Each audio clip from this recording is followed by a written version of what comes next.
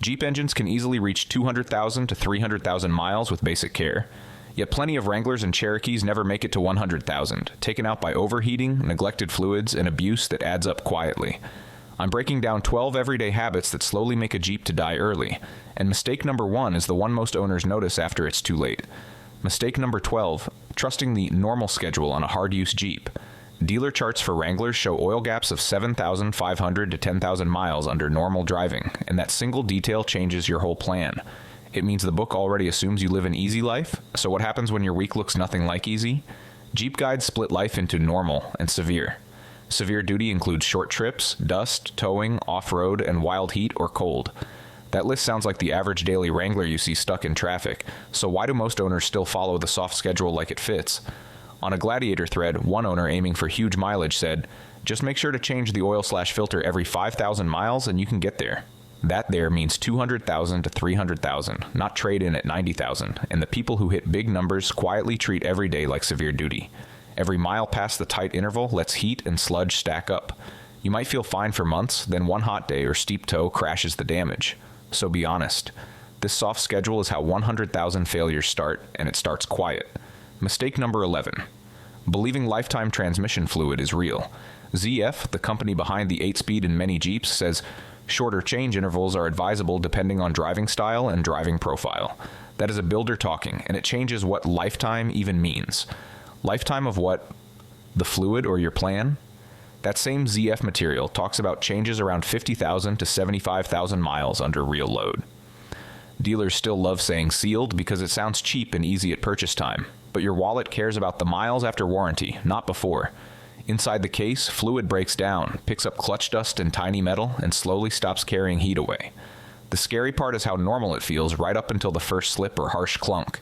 You feel one bad shift, then you realize the wear already moved past cheap fix territory. Owners who nurse Wranglers and Grand Cherokees to 200,000 plus keep it simple. Drain and fill, correct ATF +4 or factory spec, and no universal bottles. So when you hear lifetime, whose lifetime do you think they mean? Mistake number 10, forgetting the axles and transfer case even exist. A Wrangler TJ owner quoted the manual and said, "The service interval for front and rear differential oil is 12,000 miles for Schedule B severe duty driving, which pretty much includes all Jeeps." That line hits harder than people admit because it means Jeep quietly expects rough use from the start. Differential and transfer case fluid takes a huge load every time you climb, tow, or crawl.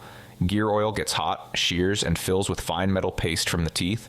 Then a JL Wrangler owner who changed transfer case fluid at 12,000 miles said, "The transfer case fluid was already very dark." If it looks tired that early, imagine 80,000 with no touch. The scary part is silence. You do not feel anything until the first high whine, and the step after that can be seized gears and a flatbed ride. Long life owners treat axles like a second engine bay. Warm drive, fill plug first, drain, clean the magnet, refill on schedule. So every trailer leaves one question hanging. Pay for oil or pay later? If you're enjoying these real Jeep secrets, smash that like and hit subscribe right now so this video reaches every Jeep owner who wants their rig to live past 100,000. Mistake number 9, treating coolant like a someday job. Jeep charts often put long life coolant around 100,000 miles or close to 10 years in light use, and that sounds like forget it. But over time, coolant turns acidic, and that quiet change can decide if your engine lives through one bad summer. Acidic coolant slowly eats the water pump, chews on gaskets, and clogs tiny heater core passages. Rust repair guides talk about how neglected fluid adds corrosion inside, just like salt does outside, and that makes the damage feel invisible until the moment it stops being invisible. Owners who later face blown head gaskets describe early signs: sweet smell from the vents, small white vapor from the exhaust, and a reservoir that keeps dropping even after topping up. That pattern means the damage started long before the big overheat on a trip. A proper flush every 5 years or around 50,000 with the right HOAT or OAT coolant turns a $70 to $150 chore into cheap insurance. So if your temp gauge looks fine but your bottle keeps sinking, what are you missing? Mistake number 8, calling death wobble. Just a Jeep thing. Kelley Blue Book covered a class action deal where Jeep offered extended warranties and repairs for Wrangler owners who faced death wobble. That means the shake got loud enough that lawyers stepped in, yet people still laugh like it is a fun quirk. Why? The Drive reported that FCA's fix would fit a new steering stabilizer to customers' cars free of charge. On a forum, one tech said, "Steering damper damps the wobble that is due to something being loose." That changes the whole story, because the damper hides the shake. while the real route stays loose or worn track bar, tie rods, ball joints, or alignment.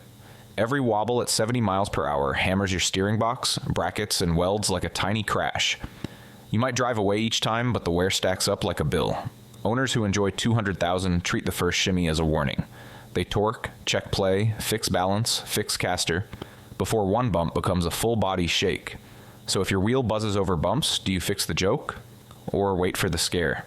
Mistake number 7, bolting on big tires and cheap lifts with stock gears. Some Wranglers leave the factory with 3.21 gears that work fine with stock tires.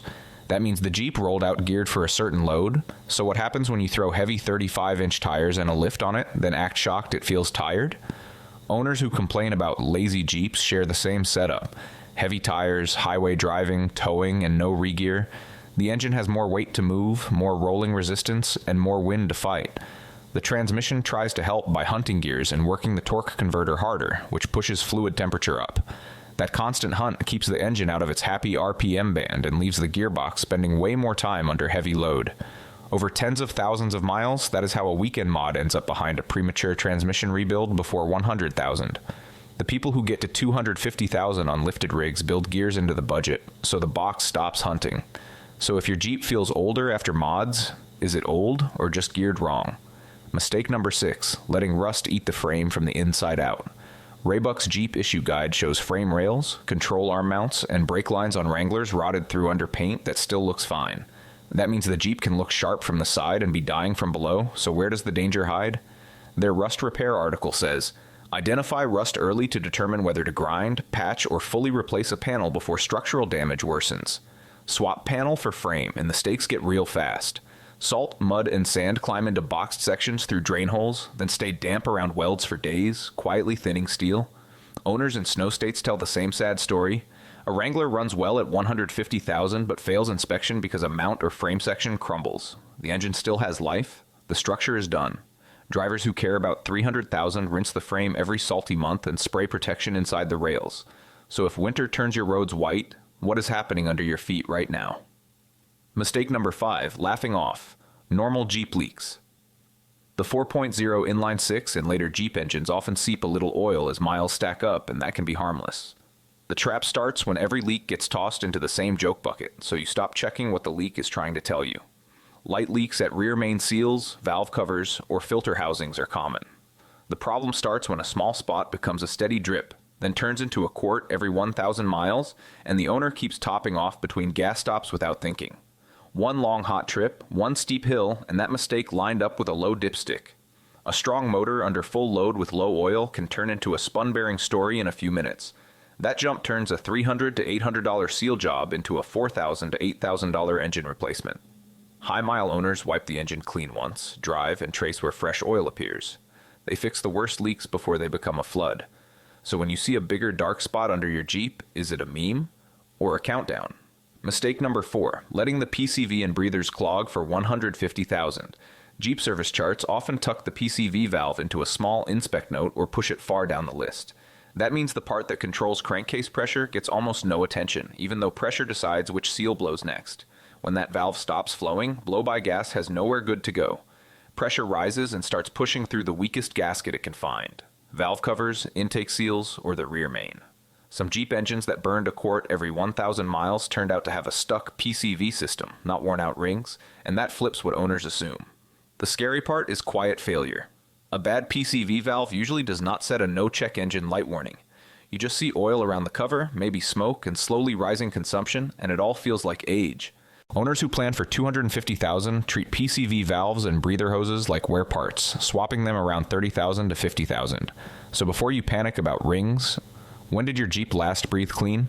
Mistake number 3, starving the engine of clean air and fuel.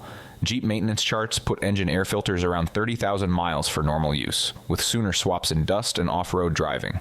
That means even the official schedule admits dirt shows up fast, so what happens when you stretch it anyway? A clogged filter makes airflow sensors lie to the computer.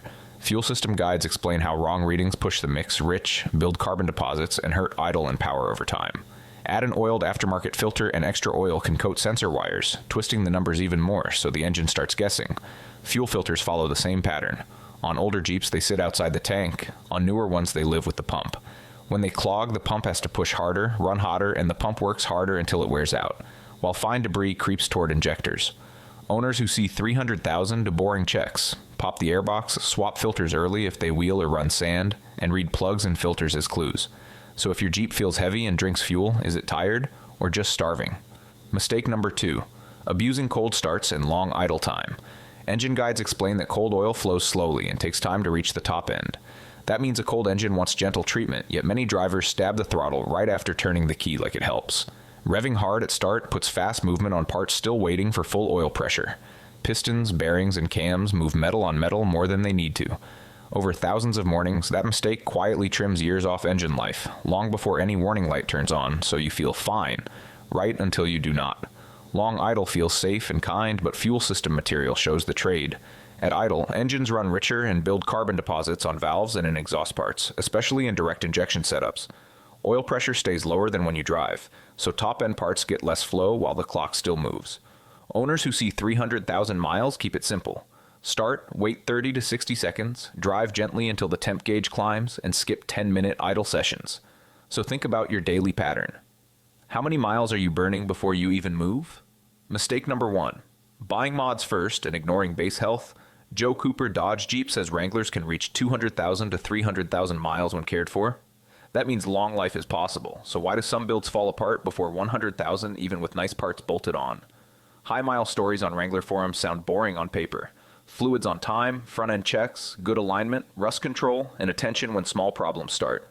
The failure stories sound louder. Used Jeep with no records, $5,000 of lift and armor, old coolant, original trans fluid, worn ball joints, and a frame no one bothered to inspect. That second path feels great for 1 or 2 summers.